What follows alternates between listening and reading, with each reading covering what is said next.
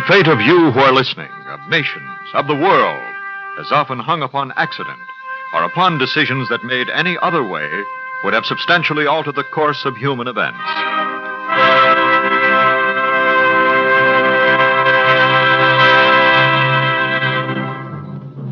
Suppose, by a stroke of fate, Shakespeare had died before writing his great plays. What if fate had decreed there had been no Monitor to defeat the Merrimac in the war between the states? Would continued destruction of Union shipping have led to Confederate triumph? Yes, much depends upon a stroke of fate. And tonight we partially rewrite history as we present a dramatic conception of what might have happened if, by a stroke of fate, there had been a different ending to a battle that determined the future of Canada and the United States. The Battle of Quebec. Our story is historically true up to the stroke of fate, which might have changed history. After that, speculation, based on historical possibility. Our story is told through the lips of two noble men, the small, keen-eyed, nervous Marquis de Montcalm, general of the French forces guarding Quebec, and the tall, thin, red-haired British general, James Wolfe.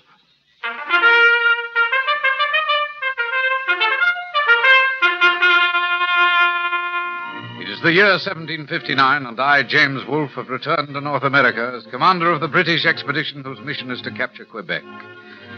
For 3 years, on 3 continents, France and my country, England, have been at war. France is well entrenched in the New World, and her position as mistress of Canada affects the destiny of our American colonies, indeed, of all of North America. To take Canada, we will first have to capture the gateway to these northern provinces, the nearly impregnable city of Quebec, a natural fortress built high atop a rock, difficult if not impossible to scale, and overlooking the twisting, treacherous channels of the broad and swift St. Lawrence River. It is in June 1759 that a vast armada under my command sails up the St. Lawrence River on its desperate journey towards Quebec. I have been pacing my cabin reading Thomas Gray, one of my favorite poets. Oh, sir. Yes, Captain Knox. Admiral Saunders just showed me the most delightful report that just come from London. Of special interest to you, General. May I tell you the story, sir? I'm quite sure I couldn't stop your telling it, Knox, short of a direct command. Well, the Duke of Newcastle was complaining to His Majesty about the size of the force entrusted to you at your young age. Oh, that man Wolfe is an enigma, said Newcastle.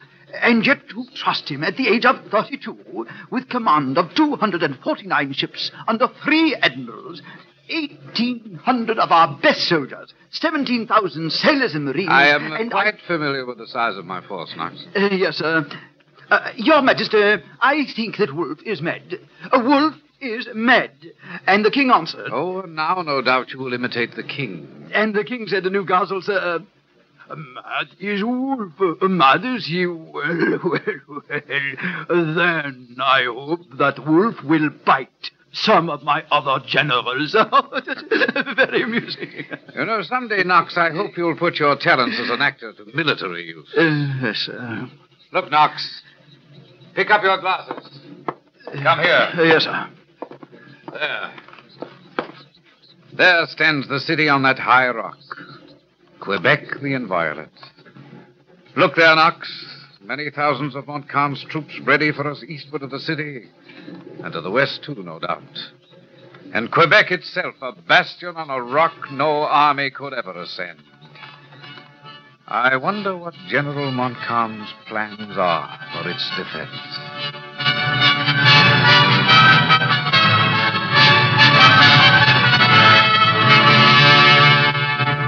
I, Louis-Joseph de Montcalm, Gozon, Marquis de Montcalm, find myself in the most difficult and equivocal position at Quebec.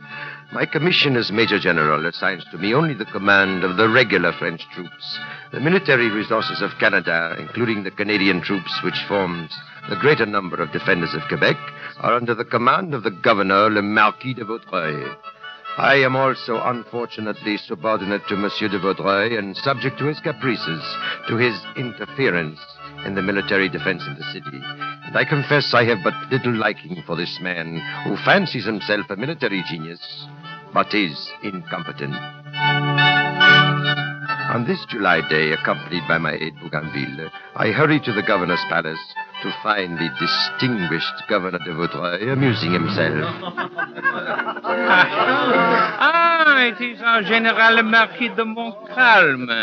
Have you come to join our festivities? Governor Vaudreuil, have you forgotten our council of war? Oh, beautifully you dance, my dear wife. Does not Madame la Marquise de Vaudreuil dance gracefully, Monsieur le Général? Thank you, my appreciative husband. The governor of Canada is more interested in the party than in war, General de Montcalm. So I see. Permit me. Governor de Vaudreuil, Huh? I have just given to General de Montcalm a report on... Colonel Bougainville, you have another report. I have drawn a map, sir, showing how General Wolfe has disposed of his forces. Then do not bother to tell me, Colonel, you are General Montcalm's aide-de-camp, not mine. Governor de Vaudreuil, I've been trying to tell you that Wolfe has taken Point-Levis, directly opposite the city. He has placed batteries of artillery there and is now in position to bombard the city. Wolfe has done that. Well, then, Vergor, Captain Vergor. Yes, monsieur. Yes, Governor Vergor. The British are worrying General Montcalm here. Vergor, I want you to reassure General Montcalm. We cannot have our friends in for dancing and supper without General de Montcalm and his tiresome councils of war constantly interrupted. Madame de Vaudreuil, how many more festivals do you think you and your husband, the governor, will be able to give, with General Wolfe lying below us in the river, occupying Point-Levis opposite us, ready to But I bombard? cannot see why you, Mon General, have to worry. After all, you have your troops encamped to the eastward at Beauport. Your precious Colonel Bougainville here is in command of the forces west of the city. In the center, my own husband, Governor de Vaudreuil, himself guards Quebec with the local Canadian militia. And so Madame de Vaudreuil, if my wife were here, she would not interrupt the council of war. My wife would stay silent. Well, Marquis de Montcalm. You see, madame, you have angered our general. General Montcalm, you are worried about Wolfe. Wolfe, he reminds me of a painted soldier on the tavern sign, always mounted, never going anyplace. It's almost mid-July now. What has Wolfe done but all summer maneuver up and down the river, afraid to land, afraid to attack, afraid to, Vergor. Yes, monsieur. Assure General Montcalm that you will see to it that our own people, our Quebec townsmen themselves, will attack Wolfe's batteries at Point-Levis. But you dare not send untrained men against the British guns. I dare not. You forget yourself, monsieur. I am the governor. Restrict yourself to your own command. I will send a battalion of regulars. And I forbid it. If the Marquis de Montcalm will permit me, To you, Vergor, I permit nothing. You stealing everything but the bells from the cathedral tower, corrupt, conniving, thieving. What? General, look! Through the window there! The cathedral! What happened to the cathedral? It is burning, sir. A British shell from their battery at Point-Levis. Why all this excitement, this I am noise? afraid, Governor, that is the sound of Wolfe, of the painted soldier, dismounting from his horse to shake the foundation of New France.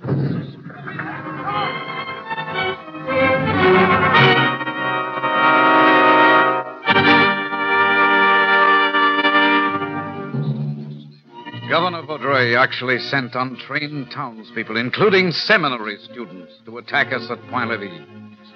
His men became so confused they actually fired at each other instead of at us. And then they retreated. After this fiasco, we continued to bombard Quebec. But I knew the bombardment alone could not win for us, the city secure on its heights. I then attempted to take the heights of Montmorency east of Quebec, from which point we might attack the city proper. But we were repulsed by Montcalm, who was awaiting us. I feel now that we must attack from another direction, and if possible, come upon the enemy by stealth. It is now September, and my health, never of the best, is undermined by a consuming fever. General Wolfe, you're sitting up, sir. The doctor said... Oh, blast the doctor's knocks. But your fever, sir, is Let high. the fever burn. I can have no rest as long as Quebec is not ours. Oh, yes, sir. Knox, we've been beaten back east of Quebec. We must strike on land west of the city. Yes, General. But the success of such a maneuver depends upon our finding a way to scale the heights upon which Quebec stands and in surprising the enemy. Knox, get us Grenadiers' uniforms at once. Grenadiers, sir? Yes. And tomorrow morning, you and I in Grenadiers' but the doctor, uniforms... sir, has given you strict orders to Knox! rest, General. Tomorrow morning, you and I will be rowed up the river past the city to the westward to find a place to locate the spot from which we must... we must attack Quebec by land west of the city.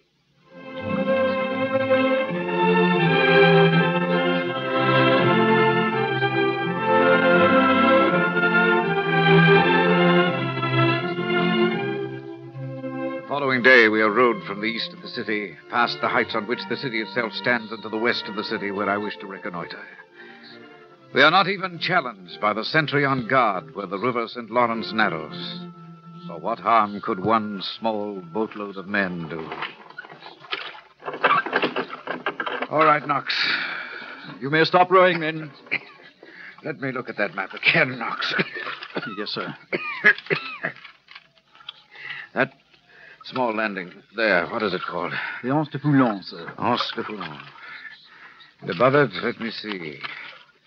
Above this little gulf, plateau, a level plain. Not very wide, But sir. wide enough for a frontal attack. And for reserves, too.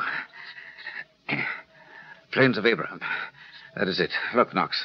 These plains of Abraham on the same plateau on which the city of Quebec itself stands. Yes, General. If we could only reach those plains, we could attack Quebec, but... General, the plains of Abraham are way up there at the top of this rock. A rock as difficult to scale as the rock upon which Quebec itself is built. Yes, Knox, but 1.5 miles away from these plains is Quebec. This is our place to attack. First, 24 sturdy picked men... picked men can climb to the top of that rock, Knox, and silence any sentries that may be on guard. The rest of our men will follow them. But how will we get up there, sir? Knox, look up there at the top of the rock. Well, all my glass shows me, sir, some laundry hanging from the line there, sir. Yes, some linens hanging from a line. 2 things I see in that line. First, there's not a big wash, is there? Well, no, sir, only a about... small wash indicating that there is only a small force of men up there. Our scouts should be able to overcome them and perhaps prevent them from giving the alarm. Second, a half hour ago, Knox, we both noticed some women, didn't we, doing their wash in the waters of this gulf, right here at the Anse de Foulon, you remember? Yes, sir, I do remember. All right, Knox. Those women did not climb the rock straight to the top. They disappeared there, to the right. And now they have hung their wash at the top. Which means, Knox... that there is a path to the right of the rock leading straight to the top. Yes, Knox, there is a path, and we will take it. It may be a very difficult climb, but climb it we will.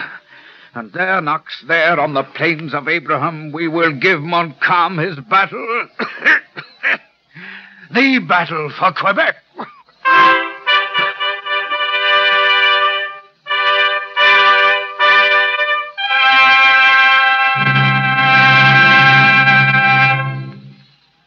You are listening to What Might Have Happened. If, by a stroke of fate, there had been a different ending to the battle that determined the future of Canada and the United States, the Battle of Quebec. Our story, which has been historically true so far, continues so up to the stroke of fate, which will be explained at the end of the program. From the stroke of fate onward, historical possibility will guide our imagination.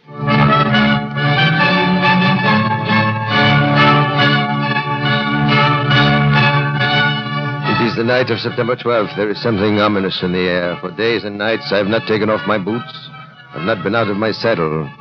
All of the regiments that I control, those under my command east of the city, and those I've entrusted to Colonel Bougainville, west of the city, all of our French forces are on the alert. But in the center, however, the governor of Canada, Governor de Vaudreuil, commands his own forces, the local Canadian militia. If only I had a regiment or 2 of his men under my command, I would feel more secure. is there? General de Montcalm, Governor. Why do you disturb me at this hour, Governor de General? Vaudreuil, I must have Guillen's regiments to guard the plains of Abraham. I need Guillen's regiment, too, to guard the city at a place where... Yes, I know where Guillen and his men are now, miles away from any place where any fighting is likely to occur. Monsieur, only a mile and a half west of the city, there is that plateau called the Plains of Abraham. Now, below those plains, there is the Anse de Foulon and a pathway up to the plains. If Wolfe should discover that path... Montcalm, it is not necessary to describe this terrain to me as if I were a schoolboy. I am not worried about the Plains of Abraham. 100 men, only 100 men could prevent anybody from coming up that path. And have you 100 men there, Governor? I am not answerable to you, Montcalm. No, you are not. And that Vaudreuil is the misfortune of France. Now, all my forces are extended to their utmost. I have not a battalion to spare. Wolfe is disheartened. He will not attack now. You know there is grave danger, and yet you deny me the loan of one regiment. One regiment to guard the plains of Abraham. I'm sorry, my friend. I must return to bed. Good night, mon général. Good night. Scoundrel. Montcalm. General Montcalm. Yes, Governor. Out on the plains of Abraham. Do not worry, General. Vergor is there. Captain Vergor himself with 100 men. Picked men, Canadian militia men.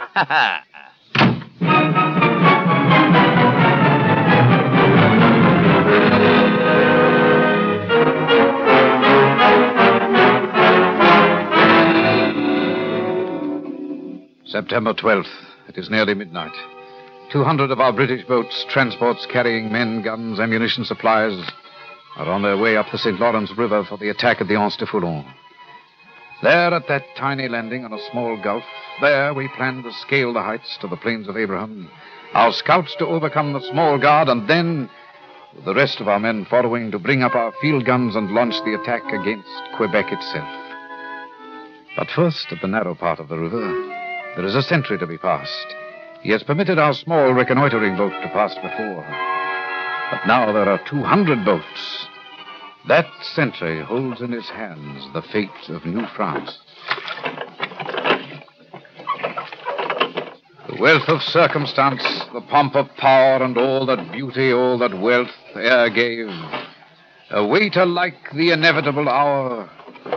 The path of glory leads but to the grave. Yes, Knox, I think I had rather written those lines of Gray's elegy than to capture Quebec. General, we are nearing the narrowest part of the channel. Where one sentry, my dear Knox, one man could fire his musket and rouse Montcalm's garrison, so that we might perhaps be destroyed here on the river, or at least surely prevented from making a landing at Anse de Foulon. It is an appalling thought, is it not? That sentry will never fire that shot, sir. I trust I'll be able to talk him out of such an intention. I trust you will, Knox. Here is where your actor's talent can prove itself. England's hopes in Canada may depend upon it.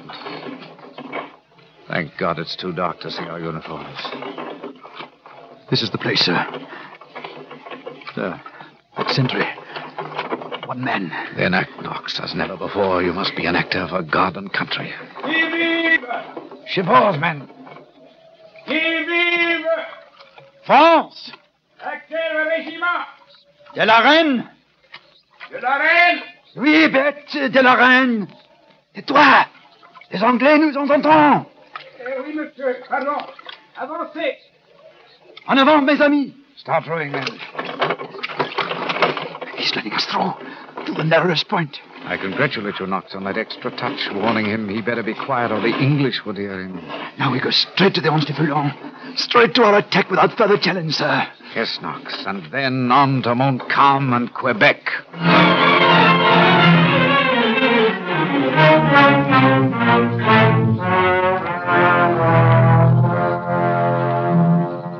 At the Anse de Foulon, at the heights above that small landing, there we French can hold our ground against Wolfe with 100 men.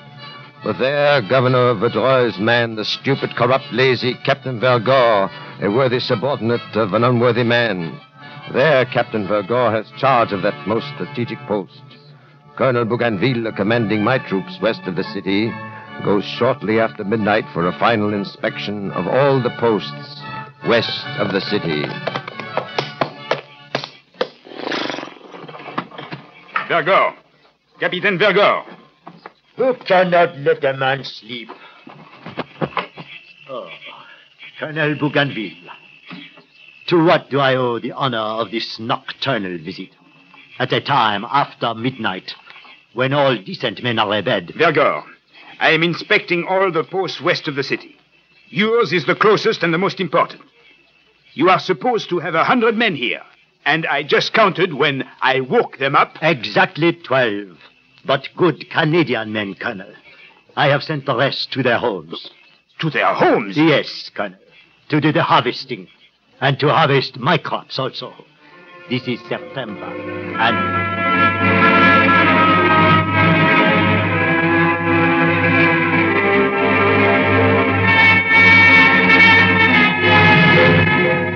Bougainville immediately detailed several companies of his own riflemen to lie in wait on the plains of Abraham, near where the pathway up the heights ends, to guard against any possible surprise attack.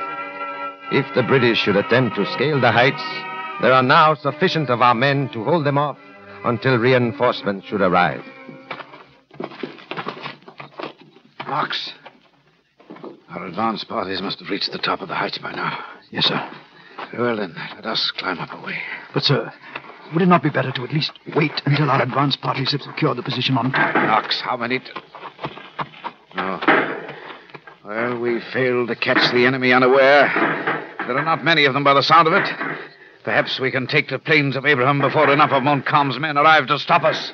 Forward, men! Up the heights! Forward for England!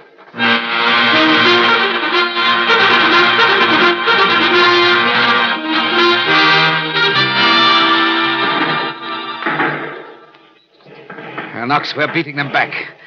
We'll yet take these plains of Abraham and so... Sir, look. More of their reinforcements. Yes. Very well, Knox. Have Brigadier Monckton bring up the cannon. Sir, you're hit. No, it's only the wrist. Give me... Let me tie this handkerchief, sir. There we are. Man has two hands, Knox. Now, send another messenger to Brigadier Murray. Murray must at once clear the broad road. Sergeant! Sergeant! Doctor! This way, the General! General Wolfe!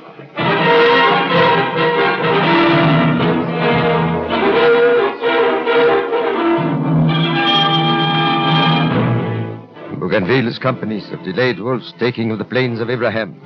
We are sending reinforcements as rapidly as we can, but Wolfe's men have cleared the wide road leading to the heights, enough to bring up some of their cannon. Forward, Grenadiers! Forward!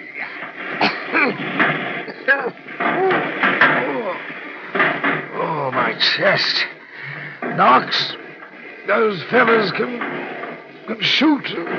Please, sir. Here on my coat. Lie on my coat, please. Thank you. Thank you, Knox.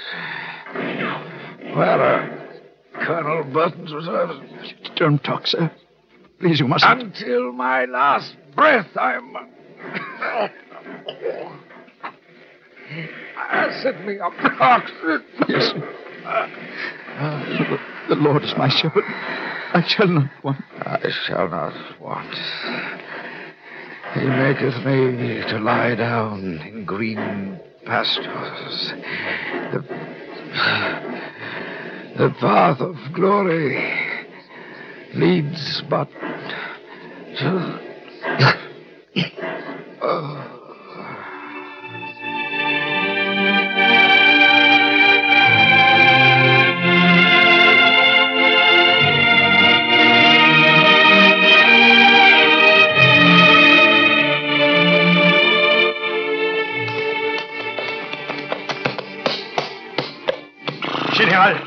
General de Montcalm, you... Yes, Colonel Bougainville.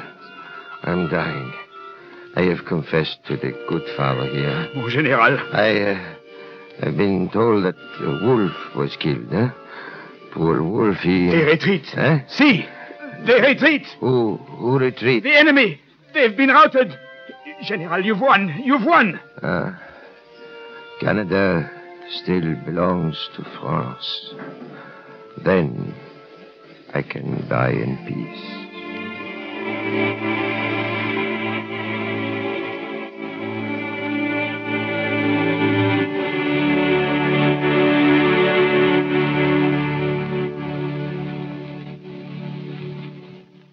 Ladies and gentlemen, please recall, if you will, this scene in which a stroke of fate occurred that might have changed history and led to the defeat of the British in the Battle of Quebec. Vergor, I am inspecting all the posts west of the city. You are supposed to have 100 men here, and I just counted when I woke them up. Exactly 12. But good, honest Canadian men, Colonel. Here to explain what the actual stroke of fate was is our consultant on tonight's program, the noted historian, twice winner of the Pulitzer Prize for Biography, professor of history at Columbia University, Dr. Alan Nevins. Bougainville actually did not inspect the French outpost. It would have been a stroke of fate indeed if he had, nor did he really send several companies to reinforce the 12 sleeping French Canadians. When Wolfe's advance party of 24 clambered to the top, nobody was on guard. On their heels, a long column streamed up the heights. When the rainy morning broke, Wolfe's veterans were massing on the Plains of Abraham. He marshaled 3,500 tough soldiers in a solid wall of red, bayonets glistening, bagpipes screaming. When Montcalm's troops appeared, Wolfe was everywhere.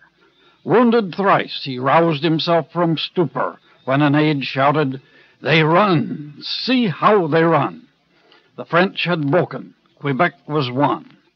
Said Wolfe, "God be praised, I die in peace." Because a corrupt French officer had not kept 100 men on duty in a half-forgotten guard post, New France was conquered, and most of North America passed under British sway. But what if Wolfe had been beaten at Quebec? The 7 Years' War would have ended with the French holding Canada. The American Revolution would have been postponed for 1 generation, for 2. For the American colonies clung to England as long as they feared France. Nay, had a Dominion form of government been devised, armed revolution might never have occurred. Washington might have won his fame as a general leading Anglo-American armies in a new war against Canada. In the Napoleonic conflict, American troops might have battled side by side with British forces. The French lost Canada in 1759, but this was not merely because a single slack captain left one path unguarded. That incident was but one small manifestation of their inefficiency. The entire administration was slovenly, dishonest, and faction-ridden. France herself was staggering toward revolution. And once North America was freed of French rule, the independence of the English colonies became part of the inexorable logic of history. Thank you, Dr. Nevins. We invite you to listen next week to hear what might have happened if, by a stroke of fate, we now had Russia as our neighbor in Alaska.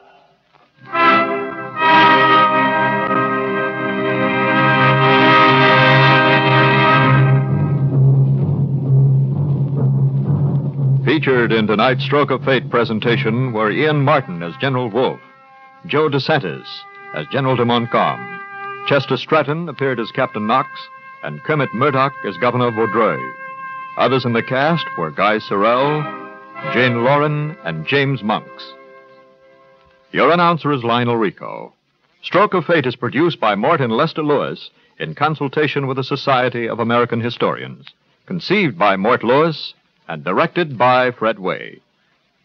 Tonight's play was written by Saul Carson.